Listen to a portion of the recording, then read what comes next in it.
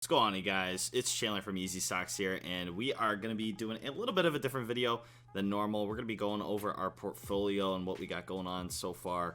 And this past couple of months have been really epic with the big crash. Had made a lot of money these past couple months, so I'm going to be going over what's in my portfolio right now, and maybe you can take a peek and see if that helps you at all in your stock adventures. And without further ado, let's get right into it. So starting off this week, if you guys aren't following my TikTok, I already posted this that I was going to be buying some QQQ options. I got it at 241 here. I already sold one contract because I already went over, so I want to make at least some profit, but was looking pretty good later today. But I got to the end of the week. Today is Tuesday the 9th. I got till the 12th to be able to sell, and I have a feeling that QQQs just continue to go up just like it has been for a long time now. So that is the first stock. Moving on to stock number 2. All right, so the next stock we got is USO, or United States Oil Fund.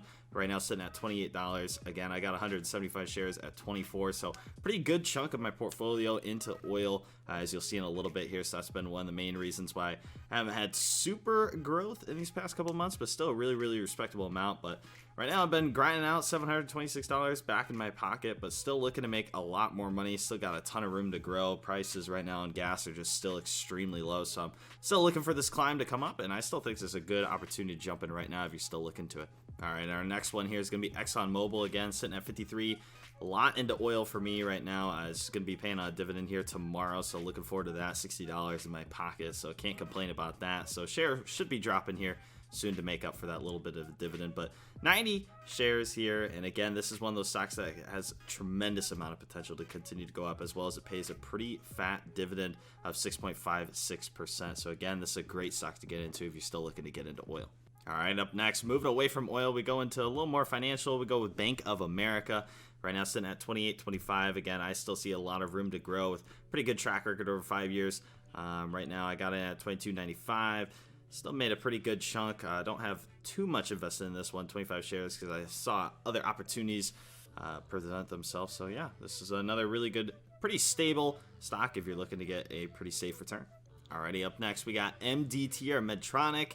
This is a medical device company. Not too much into this one as well, just 3 shares. That's what I had left over at one of the weeks, but still may reinvest here pretty shortly.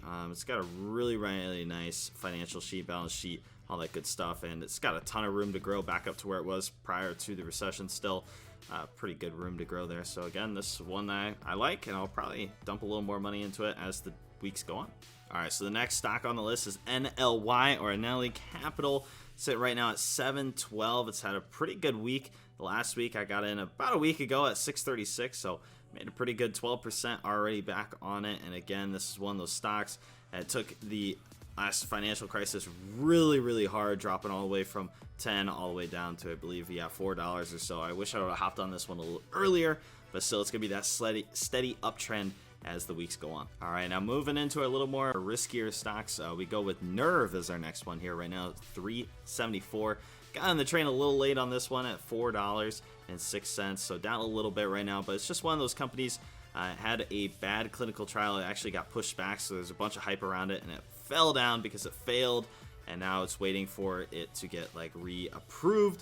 So once it does, you can definitely see it coming up, but it's one of those stocks that really just jumps around up and down once ever it has a product go through FDA approval or if it gets failed. All right, coming up on our last couple stocks here. Next up, we got Evofem, or EVFM. And this another one of those pharmaceutical companies. Got 100 shares in there, 347.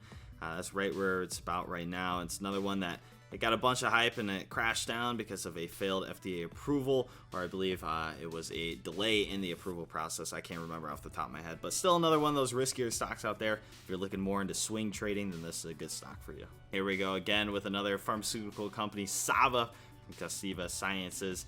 So another one of those stocks that just had a terrible news, and it dropped a ton from $8 down to less than $2 or so. I believe down got to 1 something, right? I don't know, 205. Really close, but again, it's just one of those stocks that's trending up and down whenever they get good or bad news. So you just got to play the overreactions on the bad news, and then the good news. Again, I wish I would have known about this company about a week ago when it was very low. And the pharmaceutical company run continues here with Oshur, or Oshur Technologies. Again, this is another stock that's just had a crazy downward run after a huge buildup. I tried to grab it near the bottom of the bubble here I believe I got it at like 1047. Yeah, so pretty close to the bottom.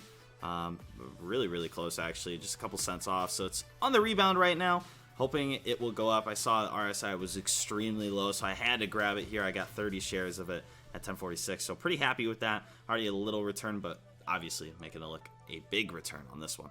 Alrighty, up next, ITRM, or Interim Therapeutics. Again, you guessed it, pharmaceutical company. And this one, again, just had a really, really bad news.